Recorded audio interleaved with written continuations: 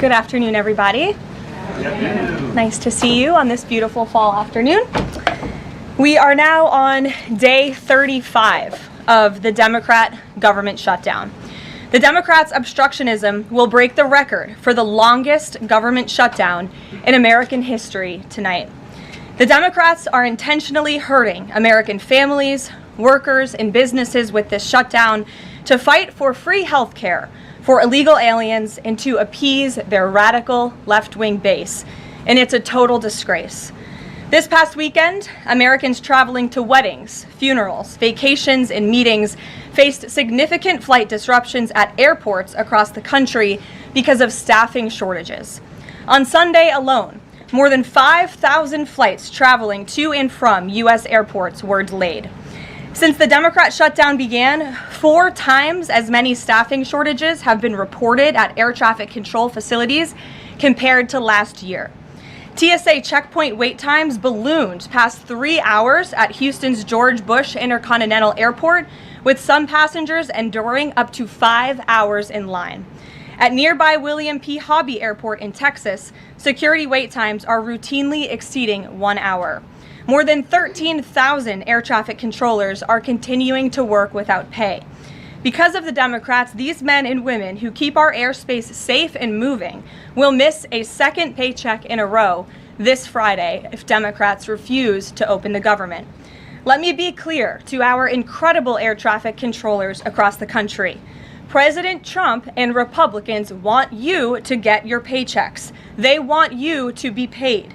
Please call on your Democrat senators and tell them to side with President Trump and Republicans to vote to reopen the government. Our nation's 4 largest airlines, United, Delta, American, and Southwest, have now all endorsed the Republican, nonpartisan, clean funding bill to end the government shutdown. Major unions, collectively representing tens of thousands of pilots, have also joined the airlines in calling on Democrats to pass the clean, nonpartisan CR. The travel industry is also imploring Democrats to end the shutdown and reopen the government. Nearly 500 companies and groups in the travel business, including casinos, hotels, and convention bureaus, signed a public letter warning that America's travel economy has already lost $4 billion due to this Democrat shutdown, and they have called for the Republican CR to be passed, saying Americans expect and deserve a fully functioning federal government during the peak holiday travel season. Never before have we seen private industry and union leadership so unified on the same issue, rallying behind Republicans in such a vocal way. The Democrats have completely lost the plot. They are endangering the safety, prosperity, and livelihoods of millions of Americans. It's well past time Democrats do what they did 13 times under Joe Biden and pass the clean funding bill extension. All we need are 5 Democrat senators to put country over party and vote to end this reckless shutdown. In other news, tomorrow will mark the 1-year anniversary of President Trump's historic election victory, where he won nearly 80 million votes, the popular vote, in all 7 swing states. This was the ultimate poll on November 5th. The president secured a mandate to make America great again, and he has delivered in record time. Never before have we had a president who has kept their promises like President Trump has. I'd like to go over a few of those with you. In less than 10 short months, President Trump signed the largest middle-class tax cut in history, including no tax on tips, overtime, and Social Security to put more money back into the pockets of the American people. The president ended the southern border invasion of the Biden administration, made our border the most secure in history, and he is carrying out the largest mass deportation campaign of illegal aliens in our nation's history to protect our homeland, just as promised.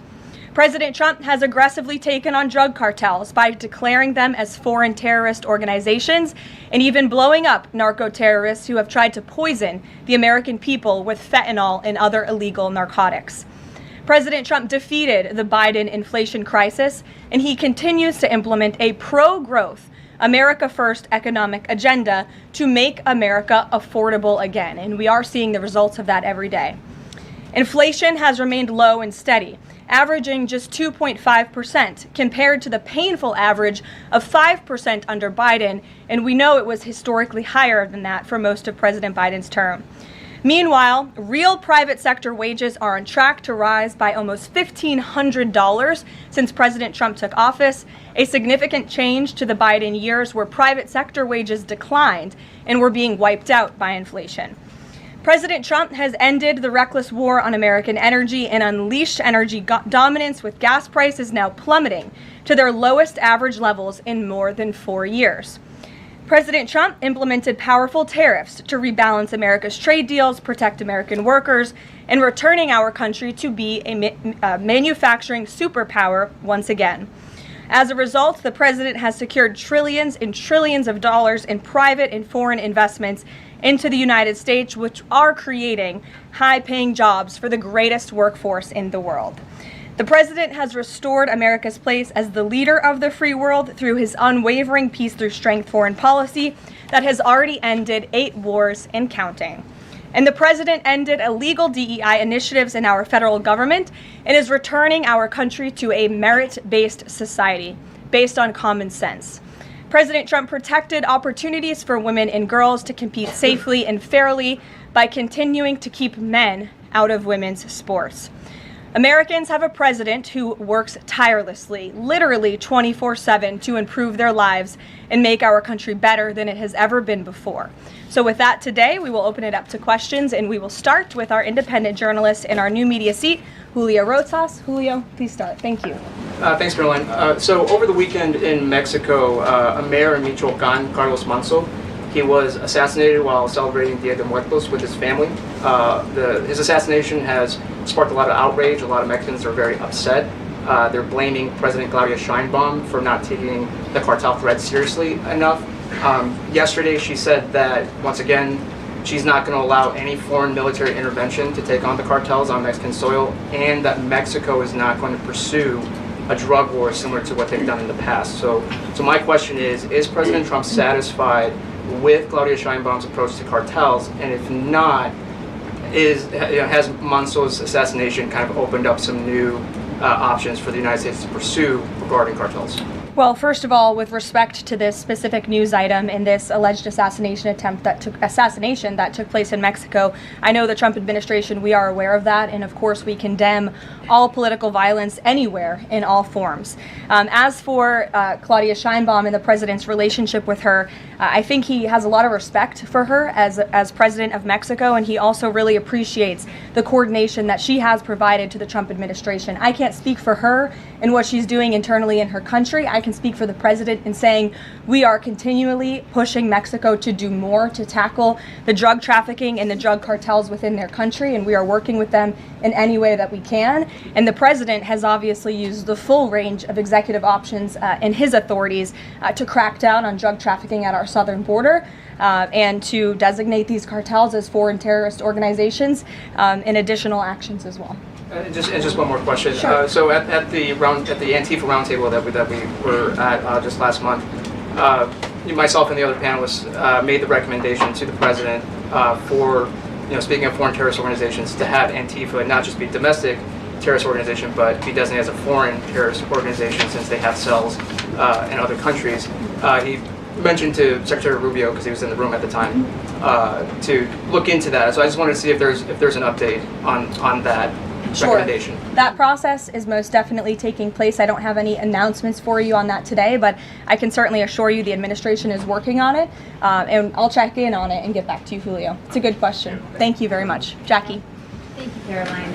Zohran Mamdani blamed the president for bomb threats and intimidation at polling locations. He said, quote, part of the general approach of the Trump administration has taken to intimidate voters with baseless allegations of voter fraud as a means of trying to repress the voice of Americans across this country. I want to give you a chance to respond to that. Yeah, I saw those comments from Mamdani. I think they are completely irresponsible, and they are based on zero evidence.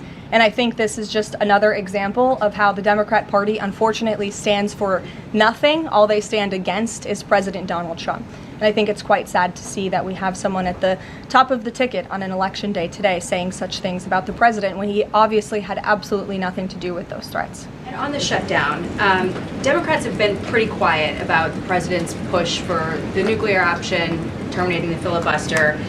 Is there any concern around here that Democrats might actually want Republicans to get rid of the filibuster so that one day when they're in power again, the door's already open for them to pack the Supreme Court, give statehood to DC and Puerto Rico, make mail-in balloting permanent, those kinds of things? I think the president has been very realistic and strong in his position on the filibuster. He's been very vocal about it. I just spoke to him about it. He feels really strongly about this. Republicans need to play tough and they need to play smart. That's how the president feels. And we know that Democrats, if they are ever given a chance at power again in this city, they will absolutely take away the filibuster from the United States Senate. In fact, you had 49 Democrats who already voted to do this before. The only reason it did not move forward was because you had 2 Democrats who are no longer in office because they were run out of town by the far left radical base of their party. And so President Trump is quite clear on this. He wants to see Republicans move as many good pieces of legislation for our country forward in the next 3 years of his administration as they possibly can, and the filibuster is one means to doing that. I talked to Johnson and Thune about it. I know that they had both voiced some opposition. Have there been any conversations with them? He has. He's made his position to them very clear, both publicly and privately. Ouija. Thanks so much, Caroline. Can you help clear up some confusion about SNAP benefits? Because Sure. the president just posted that they will only be given out when the radical left Democrats open the government and not before. But just yesterday, the administration said it would comply with a court order to expend the full amount of SNAP contingency funds by end of business day yesterday. So did the administration distribute that money or defy that court order? No, the administration is fully complying with the court order. I just spoke to the president about it. The recipients of these SNAP benefits need to understand it's going to take some time to receive this money because the Democrats have forced the administration into a very untenable position. We are digging into a contingency fund that is supposed to be for emergencies, catastrophes, for war. And the president does not want to have to tap into this fund in the future, and that's what he was referring to in his Truth Social post. So the Department of Agriculture, as for the latest SNAP payment in the judge's order, put out guidance to states today on how to get that money to the recipients of SNAP. But it's going to take some time. The best way to get the full amount of SNAP benefits to those beneficiaries is for Democrats to reopen the government. So to anyone who is a SNAP beneficiary at home who needs that assistance, and the president was just saying, this is for people who are truly needy, who need food, who need this assistance from the United States government. Democrats are holding it up and making it difficult for the administration to get those payments out the door. So if you are at home and you want your SNAP benefits, call the Democrats and tell them to reopen the government. Blocking that contingency fund for the future if this shutdown lingers on?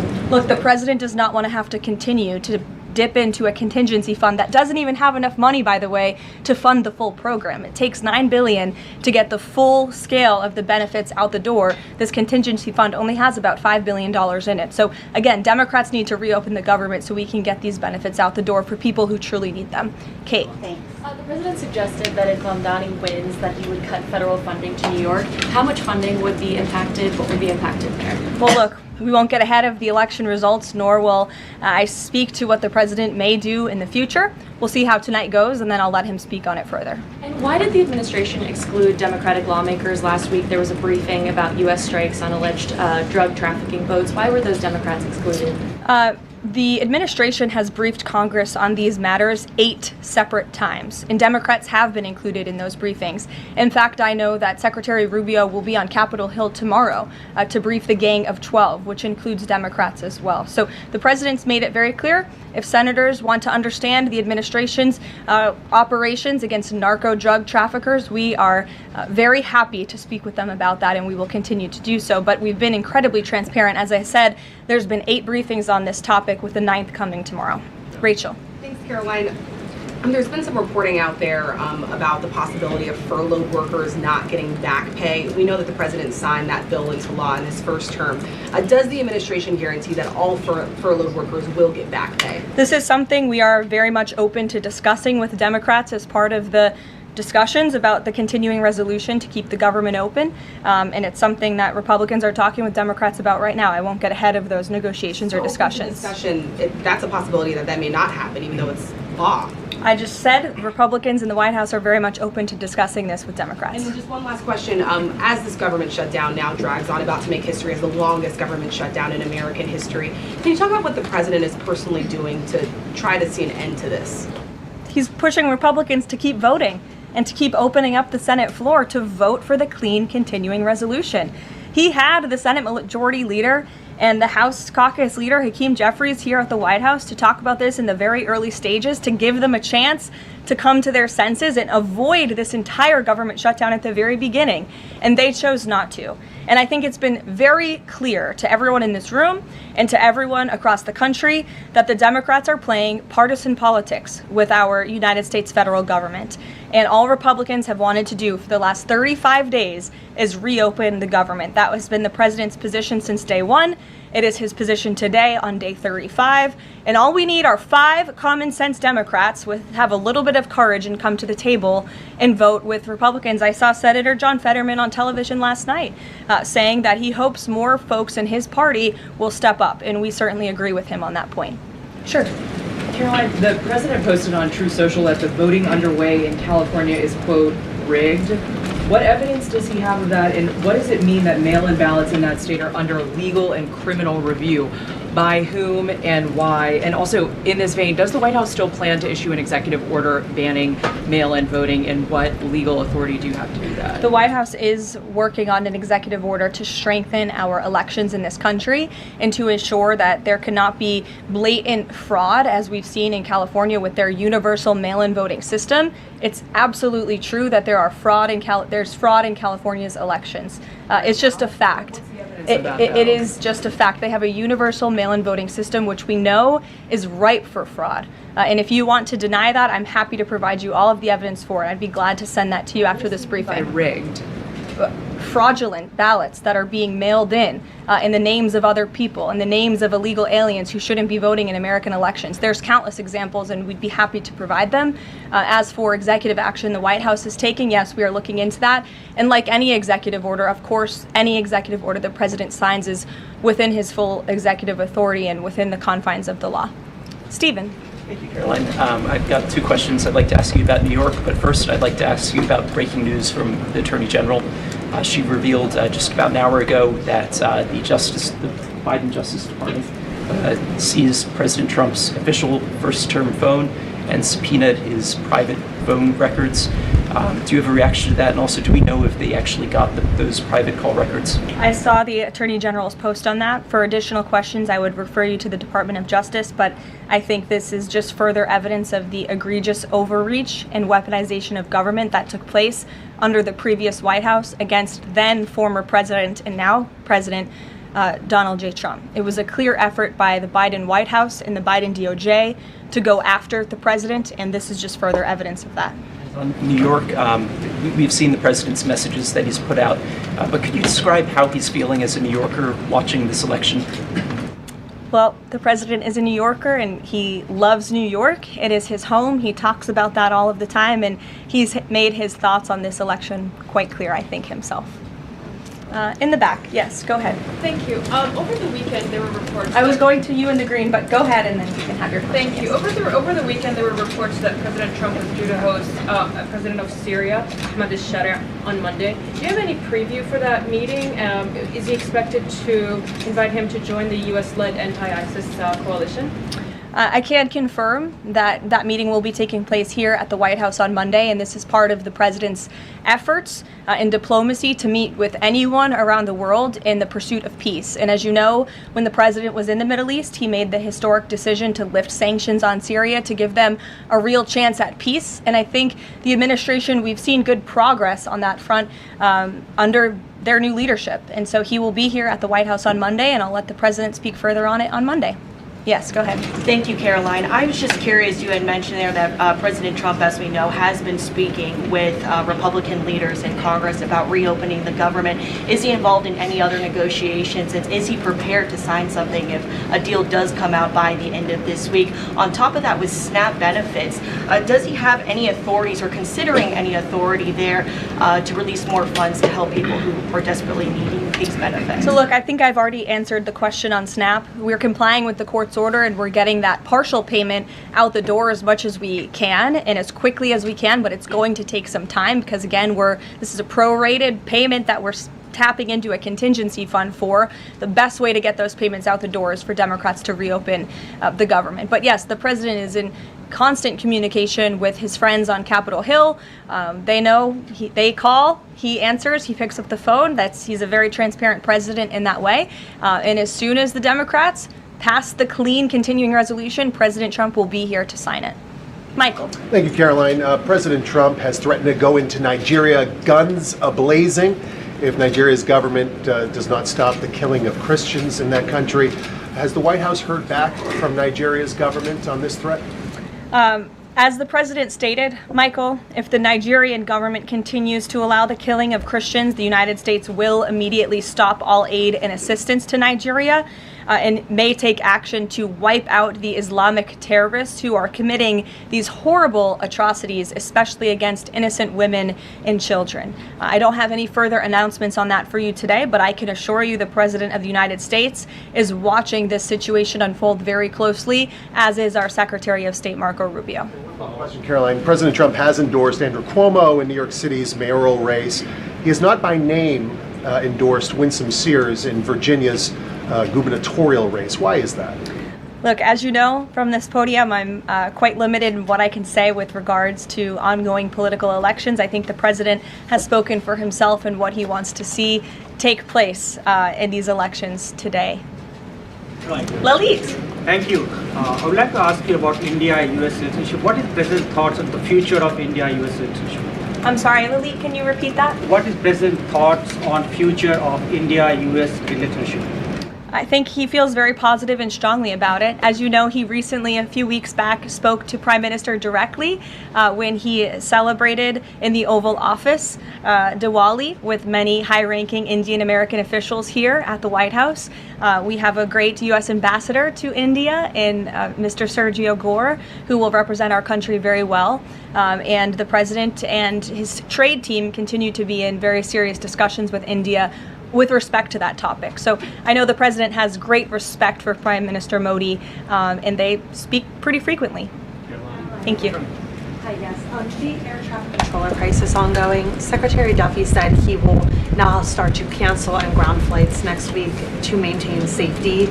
Should people fly next week given this new information? And is the administration encouraging people to stop flying altogether and look at alternative transportation modes? The administration is encouraging Democrats to reopen the federal government so this chaos and disruption to our air traffic control system in the United States of America stops.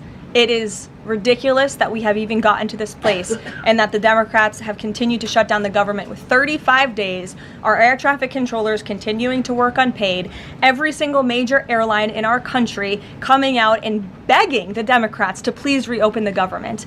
And you had a Democrat staffer who was quoted, I believe in Politico a few weeks back, saying, short of planes falling out of the sky, we are not going to reopen the government. That is a reckless and dangerous statement from someone who didn't want to put their name on that statement, but we know it came from the Democrat Party.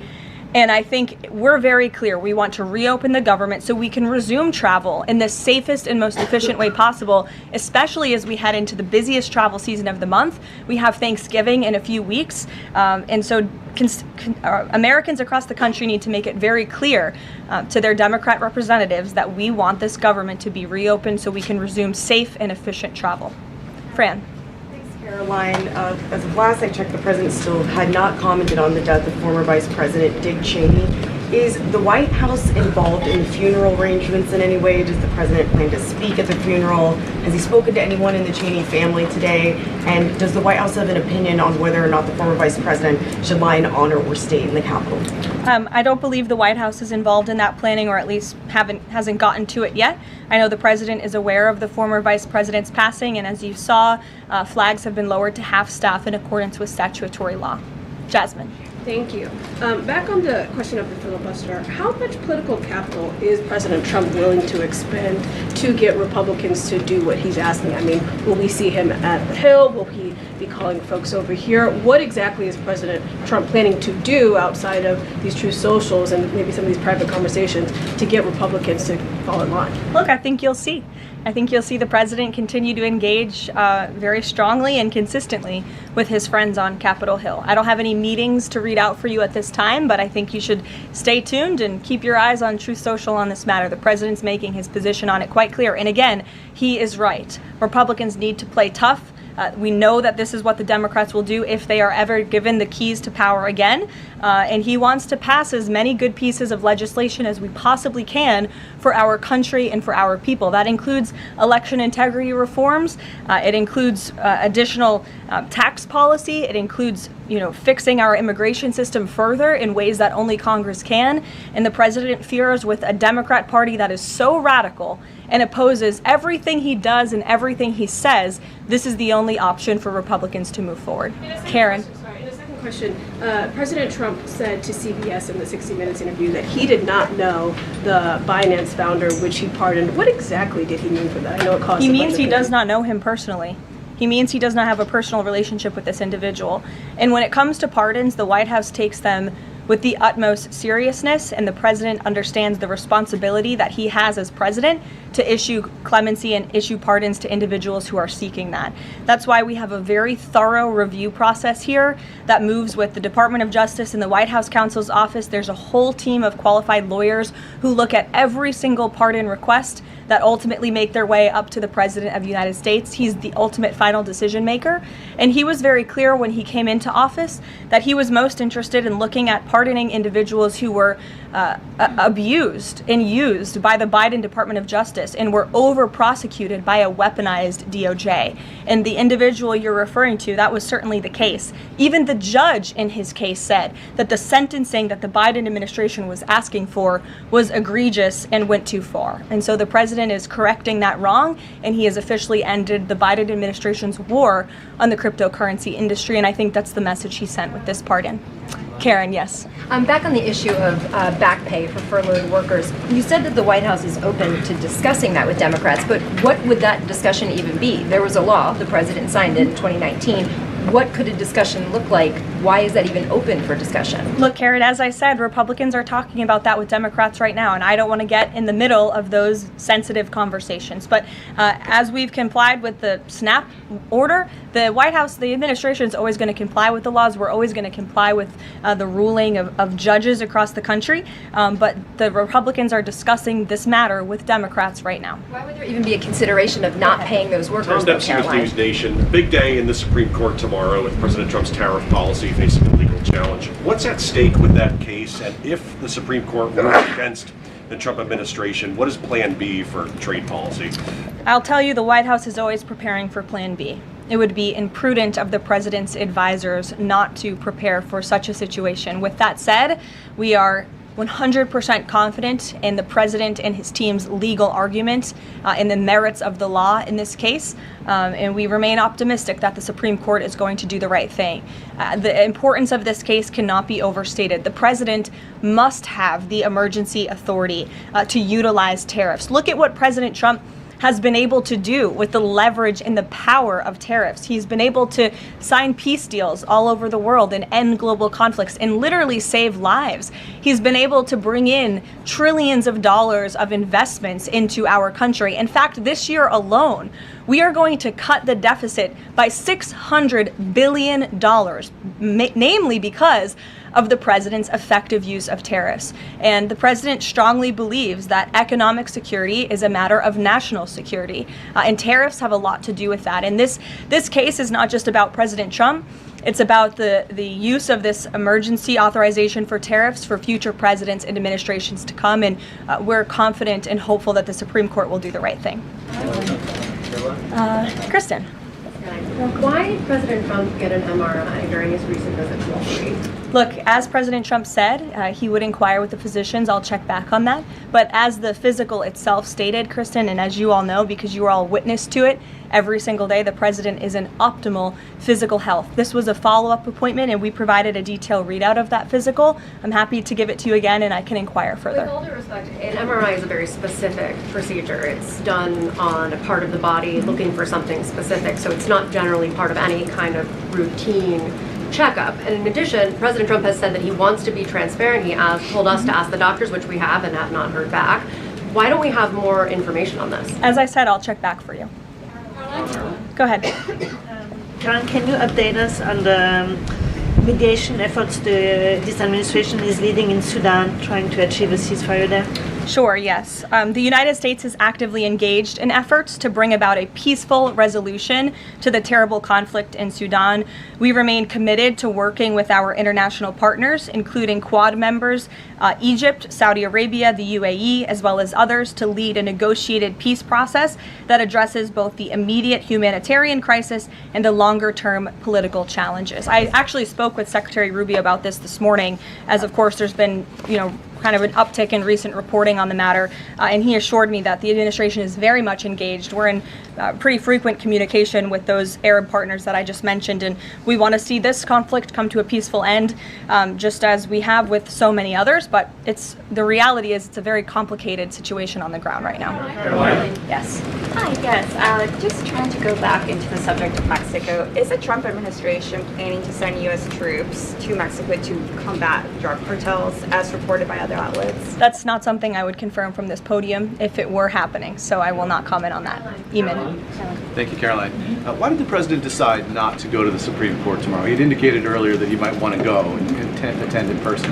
Yeah. Now he's saying he's not going to go. Why? The president did have an interest in attending the Supreme Court hearing tomorrow, as I just expressed how important it is to him, the administration, and the country, this case. But he is traveling to Miami tomorrow, as you all know, to give an economic address with the mayor of Miami and many global business leaders to talk about his historic success with the economy over the past 10 months and talk about sort of where we are headed as a country in terms of our economy. So he'll be traveling tomorrow on the road in Miami. That's why he won't be here, but Secretary Scott Bessent will be in attendance at the hearing tomorrow at the request of the president. He has said that he doesn't want to export the high-end NVIDIA chips to China, but the Wall Street Journal reported yesterday that there was some question about whether the president would raise this as a possible concession with the Chinese side during his meeting with Xi Jinping. So does the White House consider NVIDIA chip exports to China to be a closed issue right now, or is this an ongoing negotiation between the United States, China, and NVIDIA at this point? The president has made his position on this very clear, both to the Chinese and also to all of you. He's answered this question directly. As for the most advanced chips, the Blackwell chip, that's not something we're interested in selling to China at this time. Annie. Does the president think that the results of the Virginia or New Jersey gubernatorial races tomorrow, or statewide races tomorrow, will in any way reflect a voter sentiment towards his administration? Look, Annie, I'm not at liberty to talk about the election results, and I certainly won't get ahead of them. I'm not going to engage in hypotheticals that may or may not happen tonight. We'll have to watch and see. And I'm sure you'll hear directly from the president tomorrow on that point. Quickly on Snap, just really quickly. Is there anything that prompted the president's tweet this morning? Because it did seem quite different from some of his other communications about Snap. It seemed a little bit out of the left field. I'm just wondering if he had a conversation or if there's anything you're aware of that caused him to decide to, at around 11 o'clock, to send out that message. Look, the president is constantly well read on the news, as you know, and he is very much aware we are in day 35 of a government shutdown in which these SNAP benefits, we're pushing them out the door. USDA put out that guidance to the states this morning. The president was aware of that, and he wants to make it very clear that these benefits are in jeopardy because of the Democrats, and they should just open the government so that we can continue getting these funds out the door in an easier and more efficient way.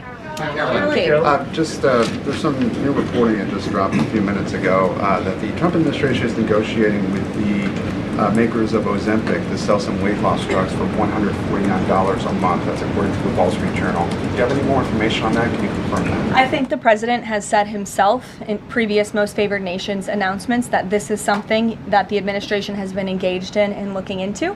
I won't get ahead of the president on any future announcements, but I will echo his strong commitment to bringing down drug prices in this country. And you've heard it directly from Secretary Kennedy and Dr. Marty McCary and his entire Health and Human Services team, how committed the president is to bringing down the cost of drugs, and we're working with pharmaceutical companies to do that every day. Very quickly, Caroline, on SNAP. I know it's been asked, and I know we just asked it, but I want to put a fine point on it. You talked about the president's post here, and he wrote that SNAP benefits will only be given when the radical left Democrats open up the government. I understand your previous answers, but as written, how would that not violate court order as it's written? I've now answered this question several times, Gabe. We are complying with the court's order. We are getting the payments out the door as quickly as we can. USDA sent the guidance to the state. The president is referring to future SNAP payments. He does not want to have to keep tapping in to an emergency fund and depleting it. In the case of a catastrophe in this country, he wants to have those funds preserved, as they should be. And he's made it very clear Democrats should reopen the government. I have one final positive note for all of you. I told you I would keep you posted when the White House would resume public tours. Well, I'm pleased to announce the Office of the First Lady has reopened the doors for public tours on Tuesday, December 2nd. There will be an updated route, of course, for guests in light of the ballroom construction that's taking place, but we very much look forward to celebrating the holiday season. And the public and members of Congress and anyone who wants to come visit the First Lady's beautiful decorations is welcome to go to whitehouse.gov/visit to sign up for a tour. Thanks, guys. We'll see you tomorrow.